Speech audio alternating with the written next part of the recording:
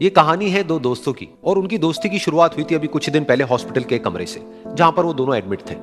तो दोनों में से जो एक था उसको अभी कुछ ही दिन पहले एक पैरालिसिस का अटैक आया था, जिसकी वजह से गर्दन के नीचे की उसकी पूरी बॉडी पैरालाइज हो गई थी और वो अपनी एक उंगली तक नहीं हिला सकता था। और पूरे दिन जो भी नर्स उसके पास में आती वो उसको एक ही बात कहता कि मुझे कोई ऐसा इंजेक्शन दे दो जिससे कि मैं मर जाऊं, अब मैं और जीना नहीं चाहता, ऐसी जिंदगी का मैं क्या करूंगा। तो उसका जो दोस्त था उस कमरे में, क्योंकि वो चल फिर सकता था, तो रोज सुबह और रोज शाम को उस कमरे में एक खिड़की थी, उसके पास में जाकर के खड़ा हो जाता और अपने दोस्त को बताता कि उस खिड़की के बाहर क्या चल रहा है।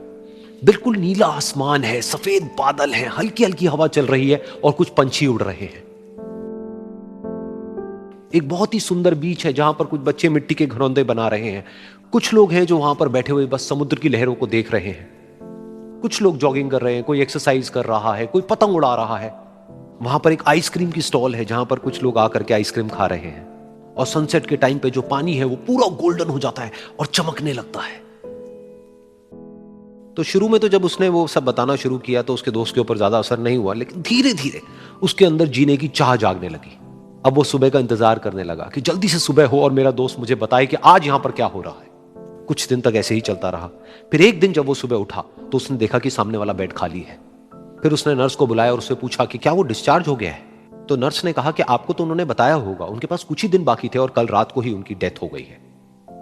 ये सुन करके उसके अंदर की उम्मीद पूरी तरह से टूट गई, क्योंकि सिर्फ उसका दोस्त ही था जिसने उसको बाहर की दुनिया से जोड़ा हुआ था, जिसकी वजह से वो जान पाता था कि बाहर क्या हो रहा है और ये दुनिया कितनी खूबसूरत है।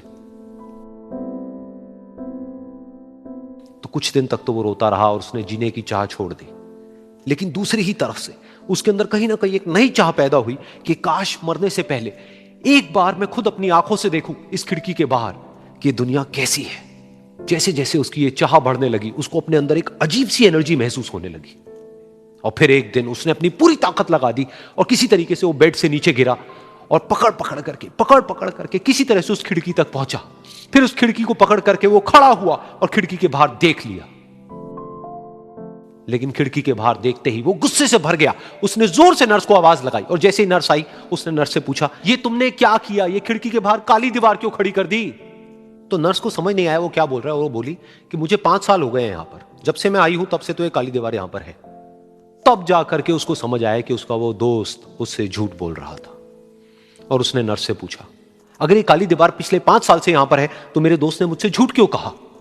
तो नर्स थोड़ा सा मुस्कुराई और बोली कि मैं ये तो नहीं जानती कि उन्होंने आपसे झूठ क्यों कहा, लेकिन मैं इतना जरूर जानती हूं कि जो भी कुछ उन्होंने आपसे कहा उसी वजह से आप अभी अपने पैरों पर खड़े हैं।